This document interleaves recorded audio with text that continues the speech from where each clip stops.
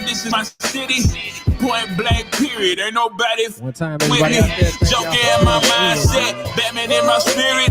Put it on the flash so that my real. All I need is lights, camera, action. You bring the energy and I can bring the passion. Give me the sound and the stage, make it happy. This that Mississippi magic. All I need is lights, camera, action. You bring the energy and I can bring the passion. Give me the sound and the stage, make it happen. This that Mississippi magic. Yeah, You're now tuned yeah, in to Nightcap Knowledge. DJ George Tucker, Mr. Look, I'm happy to be a part of your history. It's these feelings that always happen to get to me instantly. I start thinking, projecting happiness mentally, like me on a ticket and you excited to get to me. Who the greatest? They mention me, and I'm their biggest fan. Always known to bring that bounce like I'm Timberland. They say they see me getting bigger, ain't that been the plan? Been across the nation and rocked. I'm Jackson's Jigger, man. I ain't a mirror created, make me lesser than. I promise to make it work, never perfection, man. Only way I'll stop is for a better plan. Till then, I'm aiming to put some platinum on my letter, man. We are here for our first episode of the Nightcap Knowledge Show. Mac, how you doing over there, man? Man, I was grooving, bro. I was grooving. Hey, that Dollar Black jamming, ain't it? Hey, man, you know we got to support our own. That brother that's a good, nice little move, man. I like how you put that in there. That's groovy. Ain't no bop about that one. That one's a groove. Oh yeah. Yeah, man. Well, look, officially, we would like to welcome everybody to episode 1 of Nightcap Knowledge. Matt, go ahead and tell them what all of this is about, and then we'll just keep it going from there. All right, so Nightcap Knowledge would be a very unapologetic show about things that are happening in the African American community, the Black community. This is going to be very Black and Uncensored. We're having real open discussions, talking about agendas, things that are transpiring in our community right now, the pain, the hurt, the good things. But we're also building an agenda of things that we should be doing to bring about change, or talking about things that has been shown to be successful for us, all while we enjoy an adult beverage. That's right, man. Let me get mine ready right now. DJ George. Go get your beverage ready, man. I got my signature Black with No Chaser cup right here. We'll be adding these to the Black with No Chaser store very soon, so you can check that out, man. I put my HBC versus everybody sticker on the other side of it. So now this is my water. All right, so I have to hydrate. Yes, sir. Yes, sir. Yes, sir. Yes, sir. In between adult beverages. So look, first off, I want to give a shout out to our first comment of the night, Miss Andrea Carter. She said, "Bring that king energy." And sister, we appreciate you for tuning in, and everybody out there in Facebook Live land. We are also live streaming on my YouTube channel, and so we've got the Nightcap Knowledge Facebook. We've got the Mississippi Move Facebook. I think we're broadcasting there. But we're across a lot of platforms, man. We appreciate y'all for checking in with us and getting ready to get this conversation going. Now, Mac, I know you prepared an agenda for us. Who, me? Now, no. Yeah, you. So we talked about, why Nightcap Knowledge. This is our first episode. Right. So we do have a purpose. We understand why we're here.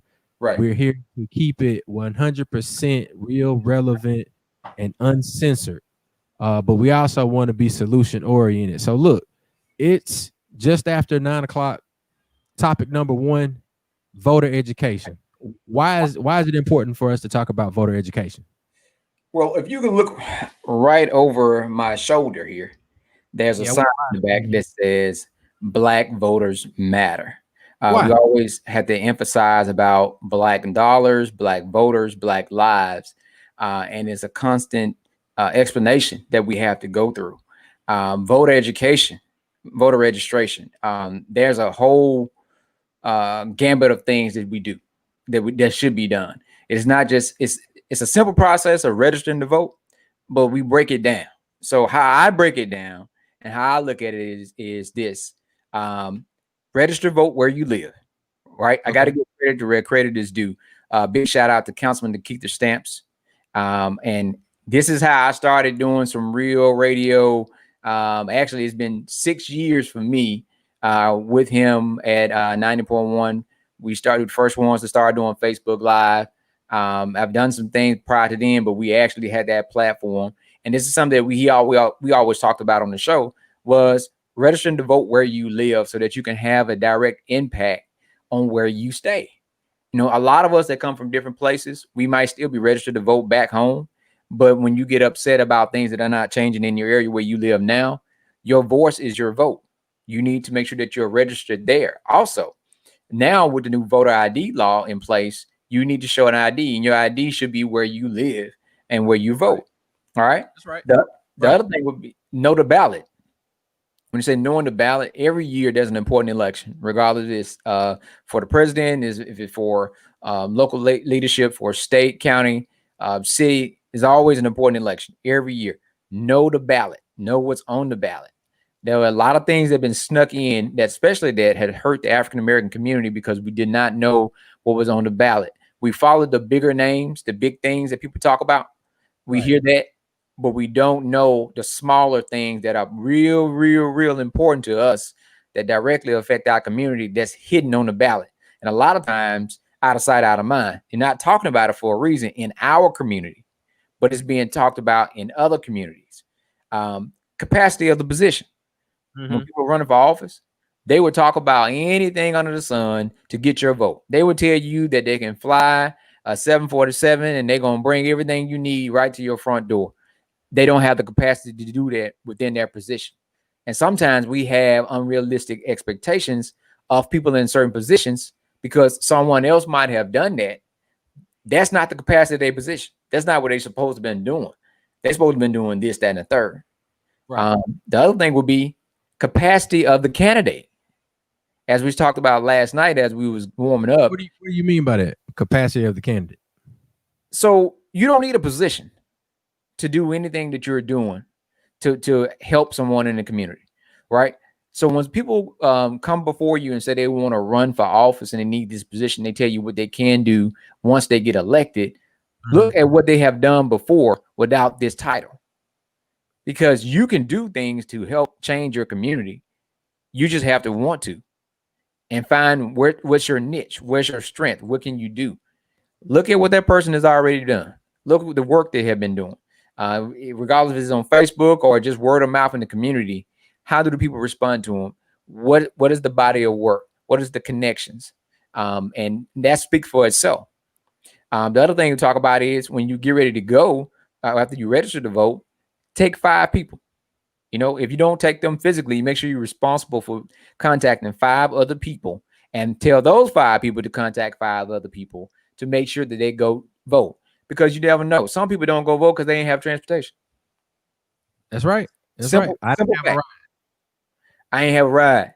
Now, I'm not saying they might not have tried hard, but that's why we're trying to eliminate things and provide resources to people to help them. Right. Also, something that's very important, check your name.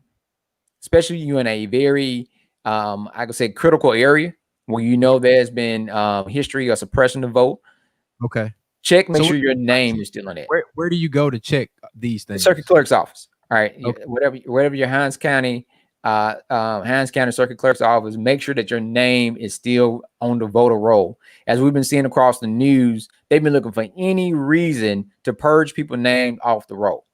Okay. Anything that you do, right? Anything that you stump your toe or you out too late, anything they can figure out a reason. I just saw, I can't remember what state it was. It might have been Memphis.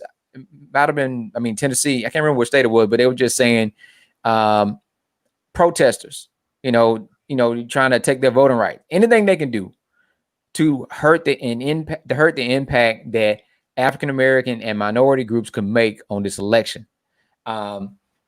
So check your name. Also, know your polling locations. Polling locations change depending on what's happening. Sometimes it's when doing the redistricting process, but most of the time, sometimes it was at a church and something happened at the church and they decided to move it around the corner. Know where you're supposed to vote way before it's time for you to go vote. Don't go on your lunch break rushing and trying to find it because then you get frustrated, you get behind, and you end up not going to vote. Another thing I did not put on there, if you know you have one of those professions where it's hard for you to get off, go talk to the circuit clerk's office. See if you qualify to be able to fill out an absentee ballot, to make sure that you are registered to vote, to make sure that you know where you're voting, who you're voting for, the capacity of the positions. Check your name.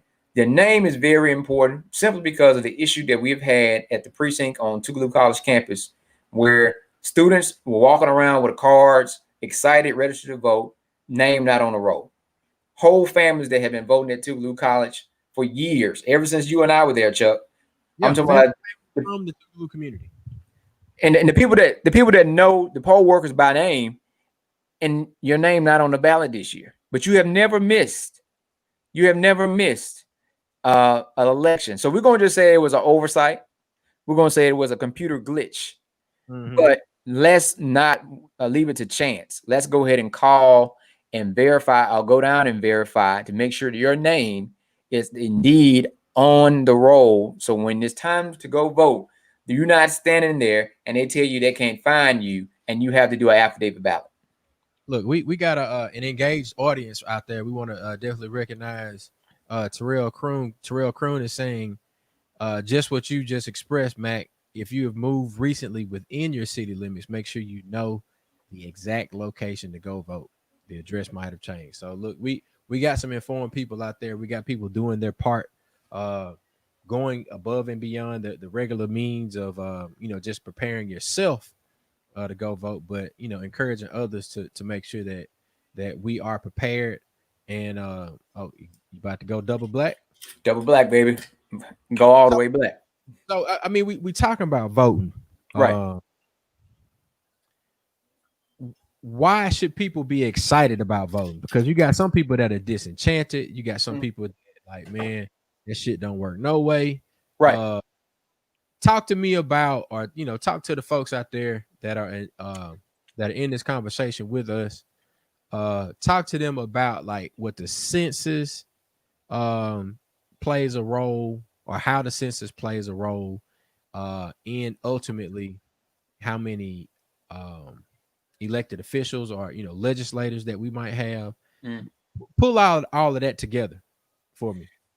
So first of all, devil's advocate, I know why some people say they don't. Why? It don't matter. Why? I know why they say. Simply because their direct life does not change. They don't see the impact of certain people being in certain positions change in their life. And whatever their expectations were, whatever they thought, or the person that could have been elected. Also, we have seen in this country that elections being stolen. We've seen people that have ended up being elected to office, and it's been a big challenge. They have done everything for us, closing polling precincts in African-American communities right before the election. And it is very disheartening. That's something I'm going to talk about later on when we talk about the political psychology of how these things work. But knowing why we should vote, because we have to be broken down and explain to you how everything that you do is connected. So one of the favorite movies I like to use to explain this is a movie called Crash. If you have not seen it lately, go back and watch Crash with Ludacris. What it shows is how all of us are connected. I remember that. You remember that? Yeah. So one of us is connected to another based on what we're doing. So we're talking about elected officials and we're talking about the census.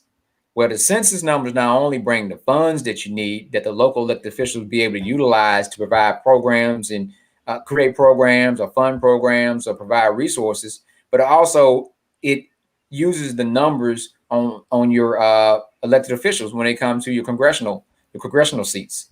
So when your population drops, you lose. And now, did your population drop, or were they just not get missed when it came to the census? And one thing I hit it on yesterday is it's just like going to an event, a banquet. If you have 5,000 people in a certain area, and that's the funds that's going to be allocated for those people, you have 7,500 apply. So 2,500 people go without resources, and now they are upset. Well, they only provided funds for the amount of people that they had counted. The same way when you go to an event and they say, how many in your party? Well, you tell them that you're only bringing 5 people with you. You show up, you have 10 people with you. 5 people not eating. It's real simple. Yeah. So we have to learn that process, and we have to be able to explain that to people and be willing to go out there and explain it to them. Now, it's hard to explain something to somebody that don't want to know. But for those that want to know, let's do our due diligence and try to break it down and explain it to them, because all of this is connected. Elections have consequences. Whether you go vote or not go vote, you have gave someone capacity over your life. Why? Because people say, I don't want to get into politics. If you're born into this world, especially in this country, you are born into politics. Depending on what the law of the land says, it depends on what could happen to you at birth. Right? Right. It depends on what the law of the land says, what is legal and illegal to happen to you in this area, depending on who's in charge. Even with religious activities and everything else, it's still laws that were created to say that you can do this and can't do that. So we have to be involved and be engaged, but we have to be a lot tougher and accountability in putting together our own agenda of who we want to do what and how we want to see it done and what does it do for our community. All right, so let me ask this, and this is kind of off topic, but we got a little time to talk about it. Okay. Have you seen my man Ice Cube and his contract with Black America? Right. So what do you think, like, the agenda is for Black folks in America, or what do you think are the things that we should, as I like to say, we aim at teeth with these questions that we ask politicians in our local, state and federal elections? What do you think those types? What's on our agenda? Overall, we need equity, right? And not, we have talked about equality for so long. Equity is giving me what I need so that I may be able to get to where I need to go. Not giving me the even amount or just saying, hey, you had the opportunity to do so, but actually giving equity. Equity when it comes to funding around education, equity when it comes to accountability for what happens to people in the African American community, especially. And I want to say this too. I want to go make sure I say this out loud. What you got? What we are seeing are domestic white terrorists wearing the uniform of law enforcement officers, carrying out their mission. I want to say that again. We see domestic white terrorists wearing the uniform of a law enforcement officer, carrying out their mission. And I don't want our brothers and sisters that are African American and other minorities get confused and get pulled into that because they try to push that blue fraternal order, that they are executing a plan that was well thought out way before they became law enforcement, right? So let's talk about sleeper spies. When you start talking about back in the day with Russia and other places, they would sit there 5 years before they execute that plan, right? Dylan Root. That's a lot of history behind that church and why that significant day that he went in and assassinated 9 prominent African Americans in that church. My daughter asked the question. She said, it was only 9 people there. Why was only 9 people there for a service? Then you think about it, that wasn't a service. They probably having a meeting. Yeah. So, but you knew their schedule and you knew how many people was going to be there. But you sat there an hour and actually let them pray with you and then assassinated him. Right? How was he treated? Well, the officers on the scene took him to get something to eat. You think that just was a coincidence that those officers happened to show up right then on the scene? So I want to make sure let's get that straight for one. And we start talking about equity is whatever happens to little Johnny has a plan and it was well orchestrated. Nothing happened by chance. Nothing. Everything is already thought out and planned out. Nothing happened by chance. What we see, and we are reactionary, and we have to be proactive versus reactionary. We have to have it. We need everything the same. And I tell everybody this. I got friends. I've talked to folks in law enforcement. I said sometimes what happens is, things get a little rowdy, but be an equal accountability ass whoop. If the black man do it and you had to put your hands on him to take him to jail, if the white man do it, do the same thing. Yeah. But what we're seeing time and time again, we've seen the opposite videos where you're seeing white males walking around with firearms and you seeing the officer to beg them to put the gun down or give them several chances before they pull the trigger. Why? So let's go back to that. I'm going to dive into that psychology. Okay. They don't see us as human. They don't see us. But when they look at them, they see themselves. They see their cousin. They see their brother. They see their child. And their child and their people, life is worth living. Ours is not. It was created out of slave patrol. We have been taught, they have been taught that we are a savage people, and you have to do those things to control them. That's what they've been taught. Accountability of creating an agenda, and whoever's in charge is holding them accountable. One of the major ways we hold folks accountable is with our vote and with our dollars. Yeah. Stop pouring our money into a system that only want to see us go back to work, and we never get the return what we need on our investment. And a lot of times it's not even our dollars. It's just our actual sweat and tears, or blood, sweat, and tears in a lot part. We don't ever get it. Voting plays a major role in that. Who you put into political offices. Everything we're talking about now, there's an elected position that is set in place to govern that.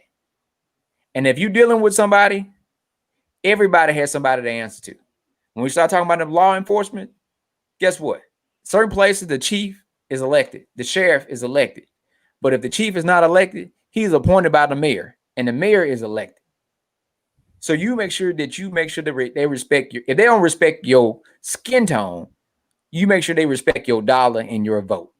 And that's by creating an agenda.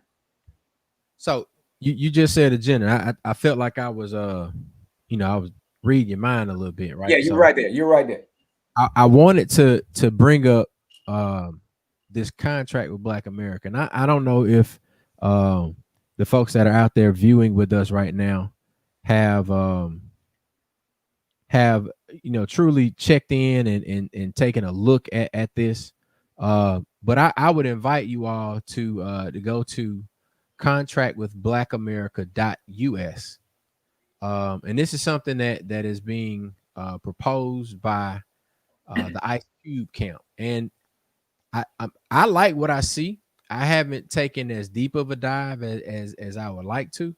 But the first time I glanced at it, the most telling thing about it is that, you got very specific things: representation, lending reform, federal funding, Federal Reserve, finance oversight, data and credit, prison reform, judicial reform, Police Reform Act, FCC licensing, Confederate institutions, AJP program. Now I'm not sure what that is.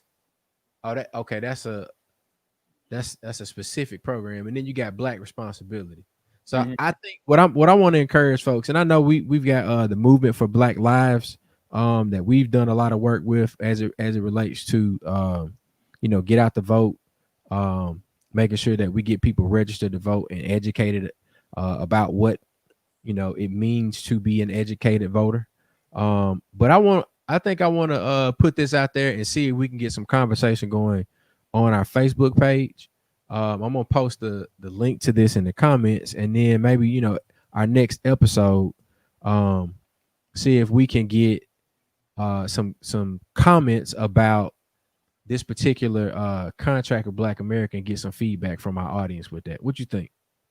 I think that's been good, man. I think using something like that as a tool to start the accountability, not only just on that national level, but a local level of asking for what you want, right? Yeah, like, what will be our contract with Black Mississippi? You know what I'm saying? Like, Black Mississippians, what do we want to see, in our own circles or our own communities? Like in my neighborhood, what would I like to see in my neighborhood? Then take it a step further and start to expand it out and see, all the intersections between all of these things? I think one thing, and that's a dual, I know they say Black responsibility, understanding that what we should do to be self-sufficient and independent while we're still inside of the city and the county boundaries, what we want to see from the politicians, but also how did that connect with what we want to see for ourselves, and saying that, yeah, I want you to do this, I want you to do that, but also some stuff I just want you to get out of the way and allow me to do it for myself. Yeah, I feel you on that. So let's say for Mississippi, when we fighting COVID, healthcare, right? Rural hospitals. How many rural hospitals? And I sent the data over. We're going to talk about it on another show of how many hospitals were closed. When the first show kicked off, we was on 90.1, and we were talking about COVID and what was happening. We had Dr. Turner come on. We were talking about the things people need to look out for. This was in March, right? Yeah. First thing I asked for, what are we going to do about affordable health care? Because we have the resources to save ourselves, but we are choosing not to use it because of what? The only reason that we choose not to use it to do the full expansion because it came from a Black man. So you are following a code that you have with your supreme leader simply because that's the agenda that you have, but you're not doing what's right for the people. They what? They supreme leader. Oh, who is supreme. That? Agent Orange. It's like on you say Agent Orange. Agent Orange, like 10 Commandments. I can't say his name in this house. So but the thing is, so that culture means more to you to say that you are loyal to this person than to do what's right for the people that will might one day provide assistance to you. You never know what may happen. Somebody might need to be there to help you or assist somebody in your family. You never know. But you will follow that person agenda. If you listen, is it a coincidence that all the high numbers with COVID are in the states where all the demons and minions live are running? Think about it. Is it a coincidence? All the states with the high numbers, especially around African Americans, are ran by the same followers of the supreme leader. And the reason I say that, so we have the money. Yeah. Huh? No, I'm saying it's they follow the leader. They toe the line. They literally throw judgment, ethics, morals, everything out the window and just do what that person is saying just because they said it. Now, who's wrong? The person that has a narcissistic sociopathic diagnosis, or the person that followed that person? So when we're talking about us as Black folk, sometimes we ain't got a dog in the fight. We need to create an agenda and create an environment in a community where no matter who sit in certain seats, we are okay. And that comes back to creating that local level of responsibility when it comes to public officials, a local economy, a self-sufficient community, all those things we need. Yeah. Now, look, I want to make sure I'm recognizing the folks that are actually tuning in with us and commenting. Desiree Dillon, shout out to the Dillon family. Desiree, she didn't go to Tougaloo, but her sisters did. But they're all Delta, so shout out to the Deltas. So Desiree is asking in regard to the contract, does this mean that we are no longer allowing organizations like the NAACP to lead the Black agenda? In terms of representation, I'm not going to speak for Ice Cube, but the reason why I brought up the contract with Black America and these key points is that, I mean, we've been doing what we've been doing for quite a while. We've had some success. The thing that I believe is that if our success starts to tail off, then we got to change our game plan. So I don't think that the contract with Black America from Ice Cube is saying specifically like, you know, fuck the NAACP. I don't think that's what he's saying.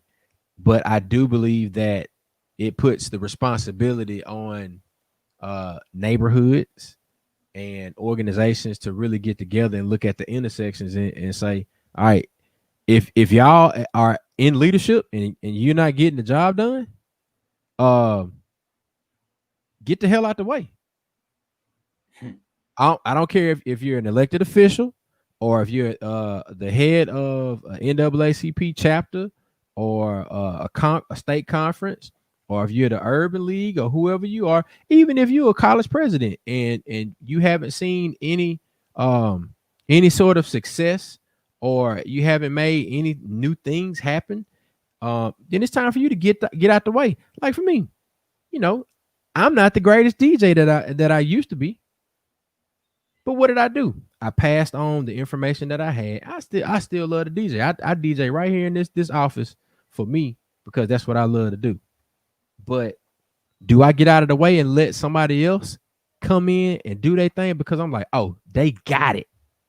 Now let me hype them up and let me gas them up and let's allow them to push the agenda and push things forward and build a culture up and do the damn thing. So it's like we gotta do what works instead of doing what worked in past tense. We got to do what's gonna work for the future. We got some more comments coming in too. Go ahead, Matt. Okay, you said two things I want to comment on. One, we understand about changing the game when things don't work. Let me tell you why. At HBCUs especially, if that football team do not win, they get rid of the coach. Man, hey, didn't the man at Jackson State just get there? He gone already, and they trying to get Deion Sanders. Hey, prime time. So, but my point is, we understand how to move people out the way when they are not being effective. Oh. Hey, bro, we got an active set of we got some comedians, I see. Yeah. But the second thing you were saying about moving out the way, that when you can move out the way when you know who you are and whose you are, and your identity is not connected to your position.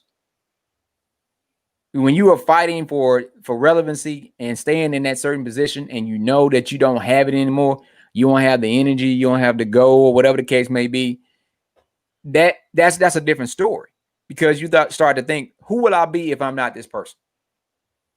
Yeah. You know, we had one of our frat brothers. I don't know if he's out there right now, but shout out to the Sigmas. And oh, my bad, it's September 1st. Shout out to the Virgos. It's our season. I got to put that in there too. But one of our frat brothers named Dread. Oh Lord, nothing but hair. We said, what would we call Dread if he cut his dreads? In real life, we have people that don't know who they would be if they lose that position. And they hold on to those positions knowing that they're not as effective as they used to be. And it's called a changing of the guard. I always talk about this, that ages 35 to 55 are the atlases of the world. They've been like that for years. They're the ones that's running, moving, and shaking, making things happen. Well, we don't have a lot of changing of the guard. Some people don't want the position. Some people don't know it's a such thing. Some people don't want to relinquish what they had. Now, when it comes to elections, we've had this conversation since we having raw conversations. There are some people out there that on the city council in the city of Jackson, and I hear people to say they need to go ahead and step down and let somebody else have that position. Keyword I just said, have. No. Now, who's less effective? The person that you say is in the office and should go home and go sit down, or the person that can't outwork them in the community and get the most votes to win? And what I'm saying is, so do you need to teach the community something different and what they need to look for? Either way, you're not going to have. That's not how the old guard situation works. They're going to be on the battlefield until they're done. You're going to have to really beat them. Yeah. Yeah. So I don't. So all right, let's do a couple things. Right. So Des had a question. She's saying, so is Ice Cube the representative for us? I mean, now look. Wait, he's one. He's a representative. The thing is, because he stepped up. He stepped up and he started to do things in a different way. I'm not saying he's the representative, but I'm of the opinion that we don't need the representative. We need representatives. We need a collective of people. And I think that having people with a variety of backgrounds, a variety of different viewpoints, put us in a position to be successful. So go ahead, man. No, I'm trying to figure out, like, why wouldn't Ice Cube be a good person to represent us? I think one of the things is what's hurt us so much. We look for people that's all shiny and pretty to represent us. Here's the thing about the African American community. When we start talking about fighting on multiple levels, especially with the elite racist white, we are training for a kata competition, not even a boxing match, right? We're doing kata competitions or mid-level sparring. They are training for a MMA no holds barred fight. So what, we fighting two different fights. That's what you're saying, right? We train in two different ways. So we in a fight with no rules, or the rules, they are not following the rules, but we are going to follow the rules, right? I've seen that happen. No face contact. And first thing they do is kick you in the nose, right? Okay, well, you lose a point, but that actually happened to me in Memphis years ago. No face contact. I was blocking all body shot. Got kicked right here in the nose. Yeah. Well, you lose a point, but guess what the agenda was? I'm stunned. Yeah. I'm stunned. Took you off the center. Right. You didn't care about the goal. Was that you were looking down the road at the rest of the match. Yeah, you lost a point then, but now I'm stunned for the rest of the match because you hit me right here in the center of the nose, and it's partially my fault, but I'm playing by the rules. You say no face contact, and because you couldn't get in by the rules, you did it your way, and guess what? That's the way that the agenda rolls in our country. We're trying to play by the rules. They are not. Right. They change the rules, they cheat, and then at the end they say, I won. And that's the type of psychology or psychotic behavior that we have that we see. So we need some folks that are rough. We need some people that do not look like the average person that you're going to see speaking on our behalf. That's part of our issue. The reason we can't engage a lot of other folks into this because we're not sending the right messengers. We got to send people that look like them, that can understand them, or people they look up to and respect, that carries the message. You can't hit certain neighborhoods wearing a 3-piece suit, right? You got to go. You got to send somebody that they can identify with and they can understand, and that speak their language and can talk to them about some real stuff, and that type of way can get them motivated. Again, we did a lot of foolish stuff in our youth. At 1 o'clock in the morning in 2004, we was at the upper level with a line hanging out the building, registered folks to vote all the way up the stairs. And anybody ever been to the upper level in the early 2000s, you already know what's happening in the upper level. We were there with a mission. Don't be putting freelance. We were everywhere. Don't put them folks' business in the street, man. I ain't putting their business. The news put their business in the street. I put it like that. The thing is, you go where you have to go to get the message out and to help the people. Area codes, income status, degrees, that don't matter to shit. All of us, we vote, we have the ability to vote, we have money. And we have one thing in common. Because when that person pull you over, or whatever the case may be, when somebody is exercising their nationalism of white supremacy, they don't ask, what do you have a degree? Right. They don't ask what kind of neighborhood you live in. They don't ask anything of that nature. They see your skin. That's all that matters to them. Matter of fact, they get more upset if you have more credentialing than them, because now they got to deal with their own issues they got because they didn't achieve whatever they want to achieve. And now you have a whole nother issue on your hand. They don't care. We have to create a criteria and an agenda to hold ourselves accountable so that we can be united to hold everybody else accountable and make them deal with us in a way they deal with each other. You can go. Go ahead. Because we still got another topic. I don't want to deal with them. But now you're right. We do have another topic, and I want to take a moment to definitely thank everybody for tuning in with us. If you see me looking up to my right, I'm trying to make sure that we get a chance to recognize the folks that made our broadcast possible. This broadcast is being streamed on Black with No Chasers Facebook, and also is brought to you by IGotItMade.us. I'm going to actually share. This is IGotItMade.us. You can go there and check out a lot of very cool things. Whether you need one shirt or 1,000 shirts, I Got It Made has something for you. Ladies, gents, boys, girls, toddlers, all the like. You can go to I Got It Made and get you a cool shirt manufactured right here in Mississippi. We also want to recognize Eagle Eye Imaging Solutions. If you're looking at what we have going on right now, Eagle Eye Imaging Solutions offers you a eagle eye perspective on all of your events and your photography needs. Next up, before we switch to our next topic, Dollar Black from Dollar Black of BDE, that's Black Dollar Entertainment. The song that you heard us playing when we checked in, it was Mississippi Magic by Dollar Black. Now, this On My Mind song, it's a jam too. But I want y'all to go to dollarblackbde.com and check out all of the, well, Facebook hated on me right there. Man, Facebook be hating. But thank y'all for not cutting us off tonight. Because usually when we broadcast, we get cut off. But yeah, we definitely want to switch gears. Thank our sponsors for supporting this broadcast tonight. Now,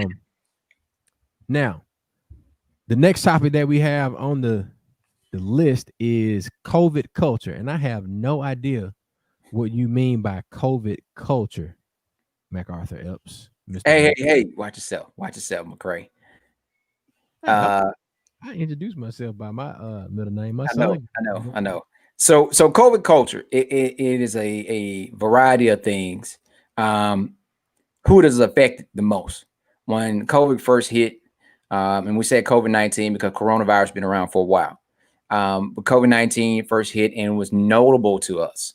We know from word of mouth that people started getting sick with things similar to flu and pneumonia toward the end of last year, definitely the first beginning of this year. Nobody knew what it was.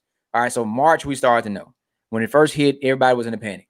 You seen things changing. Everybody was like, they didn't know what to do. They started shutting down, isolating. Then the numbers started to show who was being affected the most. Predominantly African-American communities, predominantly low-income African-American communities, but it has affected everybody. So then you start to see rules start to change a little bit in certain areas. Again, talk about those states. And then it goes back to talking about perception of Black people. At one time, folks were thinking that Black folks couldn't get it. Then we started seeing the numbers. Even when we saw the numbers, we still are not doing the things that we should do to be keeping ourselves safe. After they've told us that it showed, the numbers show data. They said data don't lie, people do. Numbers don't lie, people do.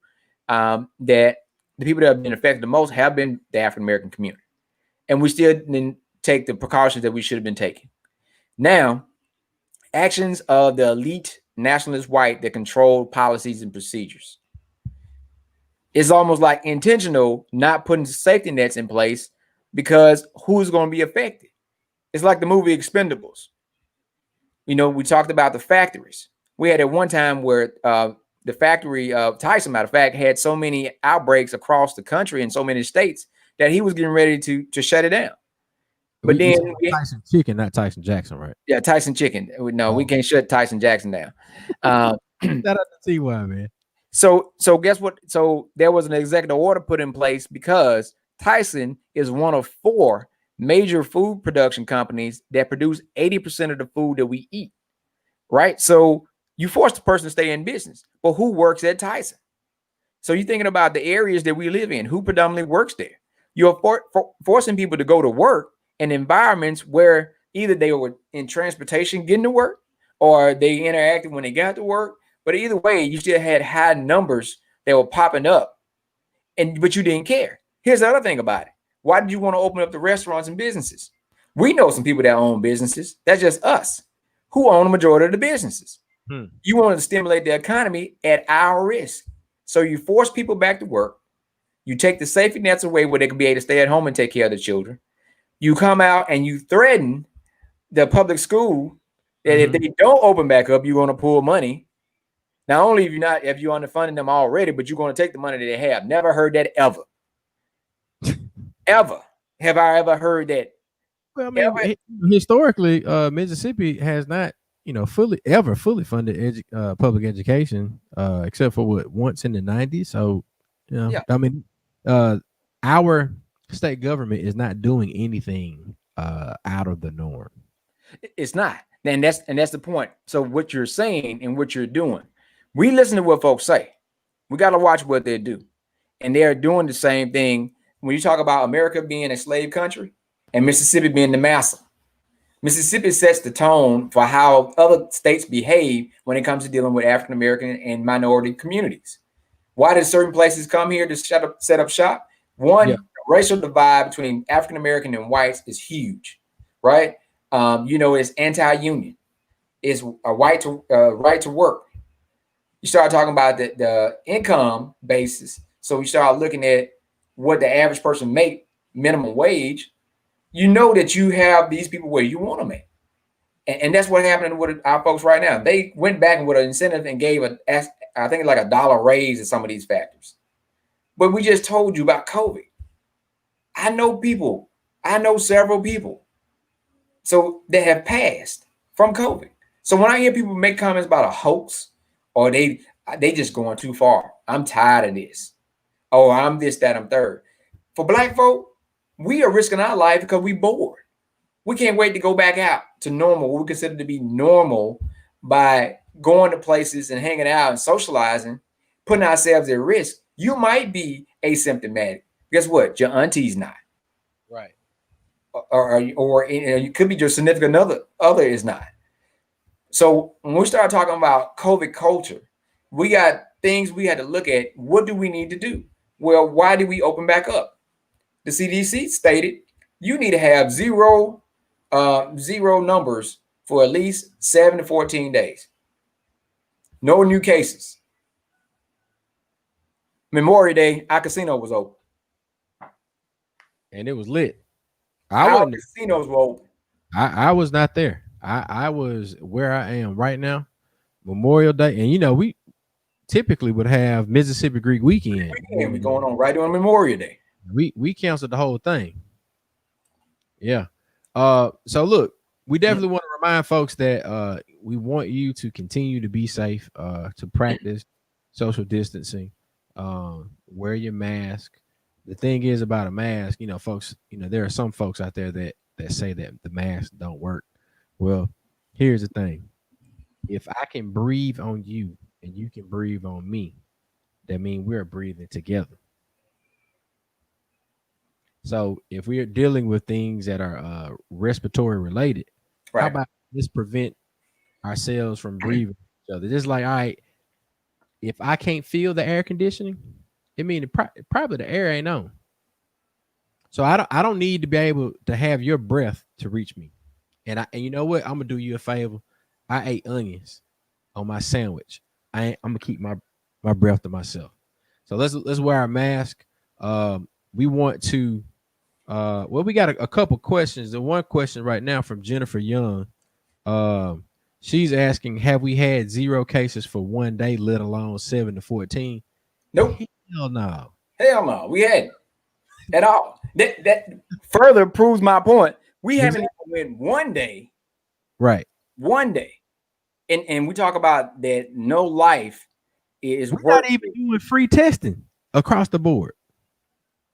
Listen, again, affordable health care. We talk about those numbers. We're talking about $14 billion. We got about what you could do. Making money off of protective gear, like the PPE gear and all of that. Yeah. There's people selling it. So it's like, all right, now there's and I'm a person, I'm selling masks, like I'm an entrepreneur. And when a person buys a mask, like usually when they would buy one, I throw another one in there just on the strength. But now we've created a demand for things. So it's all about people. It's about profit over people. Yeah. Profit over people in the Mississippi and the America that we live in. So we're gonna pause there. Mac, I want you to get ready for your mental health minute presented by the Epps Institute. And the topic for the mental health minute tonight is political psychology. And you hinted about this Right.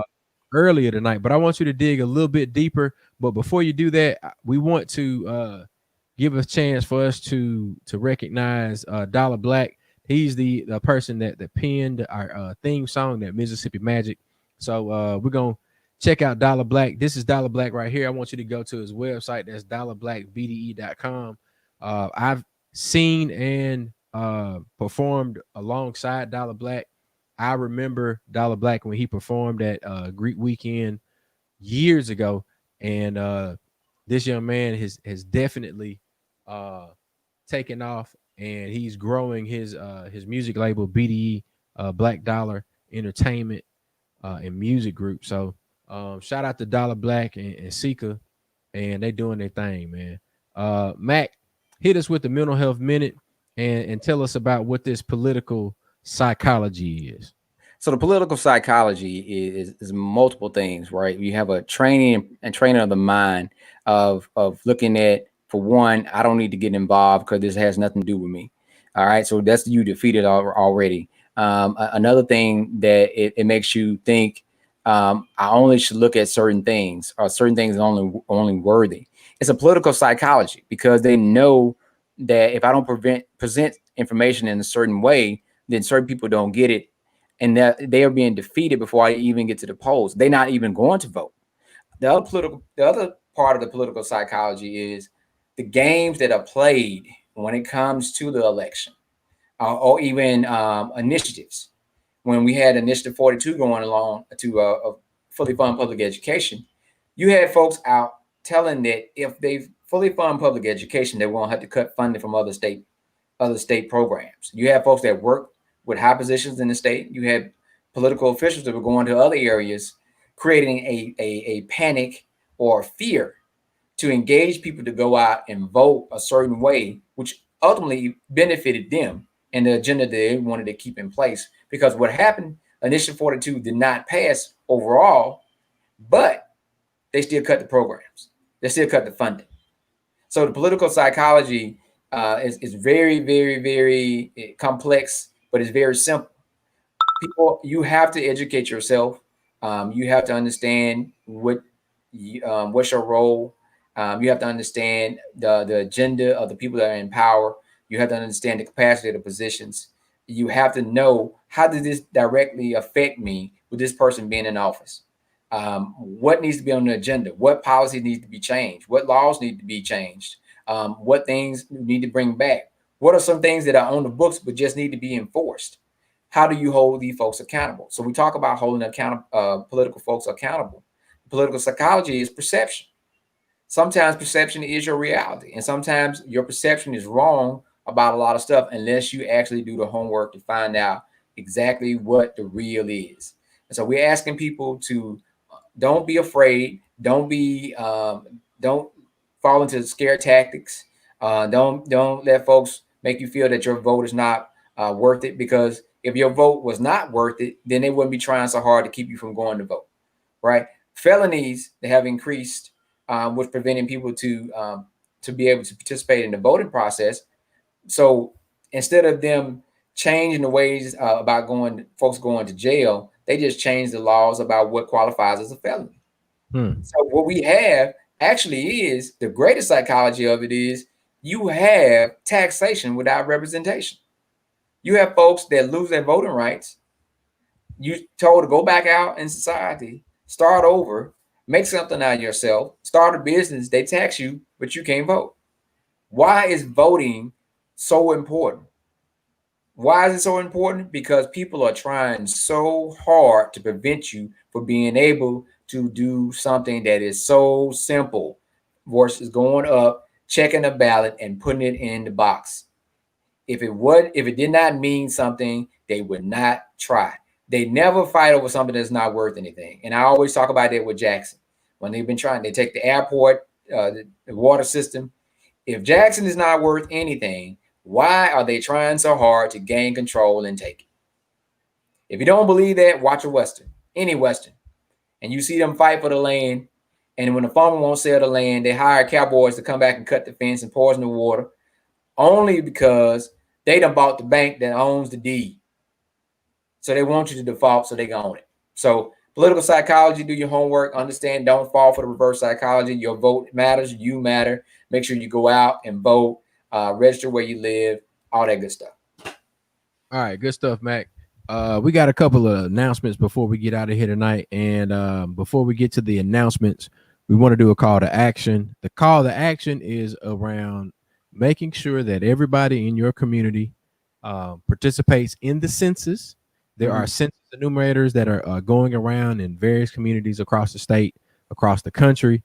And we want you to be nice to those census workers that are just trying to do their job and make sure that we get as many people as possible counted. Your freedom, your census, your vote, it all matters. The more people we get counted, the more money we have coming into our municipalities and our states. When I think the number is, for every person that's counted, it's about $5,000. So just imagine if we don't have folks counted, we're leaving $5,000 per person on the table. And then when it gets down to apportionment, when we start to redraw those lines, and then we're able to say, all right, well, it's an extra 40, 50,000 people in Mississippi, then we can get another congressional seat back. The other part of it that we want to make sure that we ask everybody to do is register to vote. That deadline is approaching very quickly. If you need information about voter registration, you can go to www.msmove.org. Mississippi Move is a longtime voter registration, voter advocacy, voter education, voter advocacy organization. Mississippi Move, since its inception, has been around registering first-time voters and making sure that we pound the pavement and get people out and bus people to the polls, whether we are using their own vehicles, we get buses, we get a lot of folks to volunteer and commit their time to registering people to vote, educating people about voting, and then also getting people to the polls. So this is where we ask you to volunteer and to take off on election day and help us to get people to the polls. Or even to right now, what we're asking for is that if you want to even donate to Mississippi Move, if you want to donate some money so we can get some of these self-addressed stamped envelopes where folks can mail in their absentee ballot and things like that. Mac, tell them how they can donate to Mississippi Move and other ways that they can volunteer. They can go to msmove.org. There's a link on the page. Also, I think it's on the Facebook page. If you would like to volunteer, you can go to contact@msmove.org. We're asking people to do different steps of volunteering. Definitely the 2 weeks prior to the election, if you are able to. If you're able to take off that Monday before the election and that Tuesday of the election. If you can't take off that Monday and Tuesday, we can actually take off that Tuesday. Whatever day you're available, we definitely can utilize your strength and to being able to go out and assist our folks. I'm going to be reaching out to some of the folks in the clergymen, some of our brothers, like our brother CJ over there, CJ Rhodes, and we're going to be asking churches to organize certain ways of helping the community that their church is located in, but also asking if they will assist us in reaching the elderly.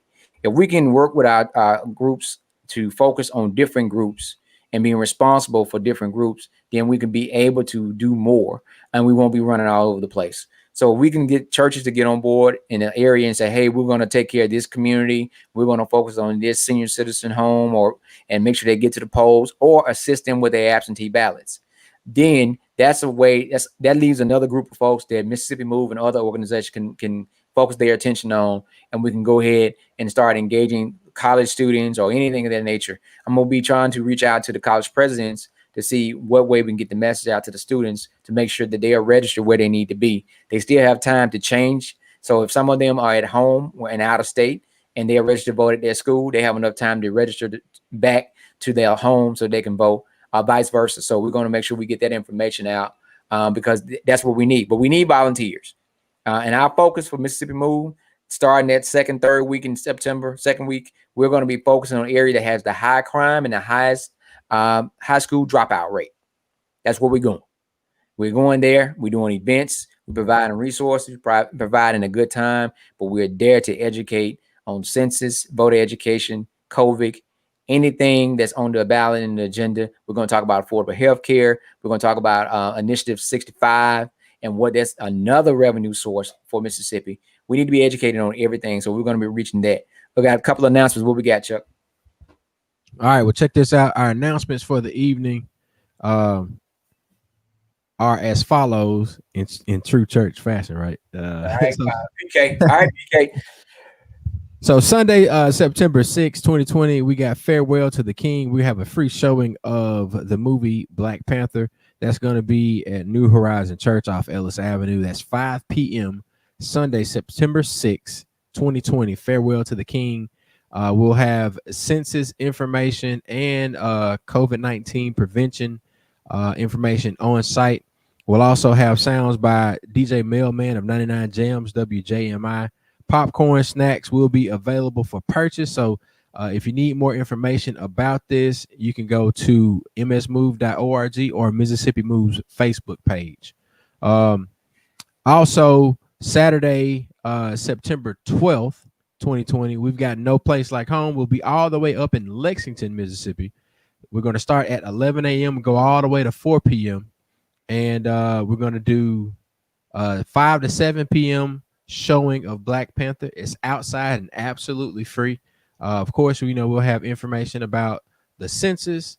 We'll have information about COVID prevention, and as well as always, voter registration, man. So it's a awesome day for us to be able to be with you all right here on Facebook Live, on YouTube. Shout out to everybody that was in the comments. Shout out to all the folks that have supported us with their eyes and their ears tonight. We appreciate y'all, man. Mac, you got any closing words? Think about Brother Hollis Watkins, one of our mentors. We have people out there that are straddling, and Brother Hollis has a song, and I dare not sing it, but I will tell you the words. It says, "Which side are you on, boy?" And it says, "Which side are you on?" And at this point in time, we have to get off the fence, and we have to determine what side are we on. You either going to be on the side of the conservative racists, or you're going to be on the side of right. So you got two choices, and we asking people what side are they on, and we don't need any type of conversation or any speech. We need your action, and you don't have to do what we're doing. You don't have to participate with us, but doing nothing is not an answer. And we make sure that you go out and ask yourself those two questions. What am I doing to cause the problem, and what am I doing to prevent it? That's it. All right, man. Look, we're going to get on out of here. Once again, thank everybody for checking in with us tonight, man. Y'all make sure y'all tune back in. We'll be back here Tuesdays at 9, and we'll maybe do some bonus episodes between then. We might go live on Instagram and things like that. But once again, this is the Nightcap Knowledge Show with Mr. Mac and DJ George Chuck. And y'all, we are out of here. Yeah. Exclusive. Yeah. Look, I'm happy to be a part of your history. It's these feelings that always happen to get to me instantly. I start thinking, projecting happiness mentally, like me on the ticket and you excited to get to me. Who the greatest? They mention me, and I'm their biggest fan. Always. Yeah. I had to run it back. I like it. I like it a lot. Exclusive. Yeah, look, I'm happy to be a part of your history. It's these feelings that always happen to get to me instantly. I start thinking, projecting happiness mentally, like me on the ticket and you excited to get to me. Who the greatest? They mention me, and I'm their biggest fan. Always known to bring that bounce like I'm Timberland. They say they see me getting bigger, ain't that been the plan? Been across the nation and rocked, I'm Jackson's Jigger, man. I ain't a mirror created, make me less of that. I promise to make it work, never perfection, man. Only way I'll stop is for a better plan. Till then, I'm aiming to put some platinum on my letter, man. Never settle land, anxious I could never be. If you ain't all in, the best you could do is let me free. Cause either way, greatness in my path. Get some money just to split with my staff. Homie, all I need is lights, camera, action. You bring the energy and I can bring the passion. Give me the sound and the stage, make it happy. This that Mississippi magic. All I need is lights, camera, action. You bring the energy and I can bring the passion. Give me the sound and the stage, make it happy. This that Mississippi magic. Okay, Mississippi monster, writing like I'm a prodigy. Businessman first, and I don't care for the apologies. My name in the rafters, God does favors, and my reputation real cold like Lawrence Taylor. My flow sick, already know this. I'm the Lotus, Michael Jordan flu game. My skills still focus. Simply put, I'm Mississippi, that's personified. 16 bars from me will get them nullified. Jacktown legend had the juice since grade school. And please don't make moves unless you really getting paid to. My mama told me nothing really fazed you, cause life been hard, baby, nothing should shake it. I'm wearing the crown, this is my city. Point blank period, ain't nobody with me. Joking in my mindset, Batman in my spirit. Put it on a flash so that my real. All I need is lights, camera, action. You bring the energy and I can bring the passion. Give me the sound and the stage, make it happy. This that Mississippi magic. All I need is lights, camera, action. You bring the energy and I can bring the passion. Give me the sound and the stage, make it happen. This that Mississippi magic. Since 1992, they knew he was destined for greatness. Like, look at what God created. He's not your regular babe. He is so special, the people were loving him, jealous would hate him. He will be favored, one of the greatest. This is a factual statement. He will start off underrated. The timing is perfect, he's patient. This is a legend in the making. Prayer, wisdom, dedication. What keeps him going, you won't break him. Some told him he a prophet, but he told him stop it, I'm just trying to wake him. Even when nothing in his pocket, he still have a belief, show him how to keep the faith. It's a fun fact, never fake it, never lied, how the gun clap. Everybody see the gift in him like it's unwrapped. He took L's for the comeback, yeah. Mama taught him love, grandma showed him home. Daddy showed him what's real and taught him how to hold his own. The world showed him it's wicked, then his heart turned cold. God told him never fold, it's for the purpose, had your story told. Next thing you know, we started the game and started the rapping. Young nigga from Jersey dropped the classic, showing Mississippi. All I need is lights, camera, action. You bring the energy and I can bring the passion. Give me the sound and the stage, make it happen. This that Mississippi magic. All I need is lights, camera, action. You bring the energy and I can bring the passion. Give me the sound and the stage, make it happen. Hey, big shout out to everybody out there. All I need is camera, action. You bring the energy and I can bring the famous DJ Cockney Jockey from all the way from Peoria, Illinois. David Guthrie, big shout out. Yeah, man. Once again, we appreciate everybody for checking in with us tonight. Once again, our theme music, Mississippi Magic by Dollar Black, Jody Boy, and Dolo. We'll see y'all next week. Peace.